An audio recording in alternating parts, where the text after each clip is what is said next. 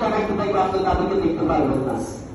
ওই ফেরেশতা আসে নির্মত করে দিবেন ততক্ষণ পর্যন্ত মাতলাইল ফজর, তাদেরকে আল্লাহ তাআলা হুকুম দিয়েছেন যখন সূর্য অস্ত হয়ে গেছে ওই মুহূর্ত থেকে সূর্য সাদিক পর্যন্ত, সূর্য উদয় হওয়া পর্যন্ত ফেরেশতাগুলি জমিনের মধ্যে বিচরণ করবে যে আল্লাহ, আমি সূর্যের গ্রামের মধ্যে এমন আপনার বান্দারা, মাহমুদ বান্দারা সারা রাত আপনার ইবাদতে মশগুল ছিল, এখন আপনার ভাই আল্লাহ তাআলা দানার পরে জিজ্ঞেস করবে বান্দা তো আমাকে দেখে নাই, কেন বসে আছিল, কেন আমল করলো? বলবে তারা জাহান্নাম দেখে মুক্তি চায়। বলবে তারা কি জাহান্নাম দেখছে? বলবে না দেখুন, কিন্তু তারা বিশ্বাস করছে। আল্লাহ তাআলা সাক্ষী রাখবেন, ও ফেরেশতা তোমরা সাক্ষী থাকো, আমি আমার বান্দাকে মাফ করে দিলাম। সুবহানাল্লাহ।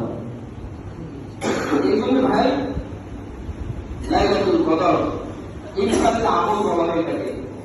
আমার আমল আমি করব, আমি এতক্ষণ যা বলব এটা আপনার আমার ইসলাম সংশোধনের জন্য বিষয়ের কথা, কিন্তু পরবর্তী কারণটা হচ্ছে পরে পারে তার পরিচিত পারেন এই রাতটুকু আল্লাহর ওয়াস্তে ইবাদতের মধ্যে মশগুল হবেন।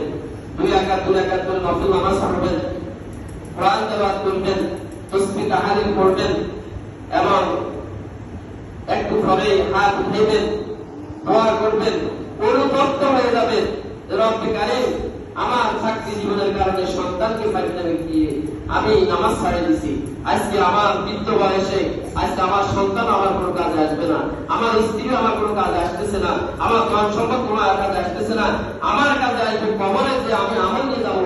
ও আল্লাহ, আপনার দরবারে আজকে দরজা দিয়ে দিলাম, আপনি আমাকে মাফ করে দেন। বলার দেরি আল্লাহ তাআলা মাফ করতে দেরি নেই, তাদেরকে মাফ করবেন। আল্লাহর হাবিব ফরমান ওদেরকে মাফ করবে যারা আত্মীয়কে ধরায় নাই। এজন্য আমি হাদিস পড়ছি, লা ইয়াদখুলুল জান্নাতা কাতিউন, আত্মীয়তা ছিন্নকারী বেহেশতে প্রবেশ করবে না। আপনি যদি 1060 বছরের জিন্দেগি যদি ইন্তেকাল করেন, 60 বছরের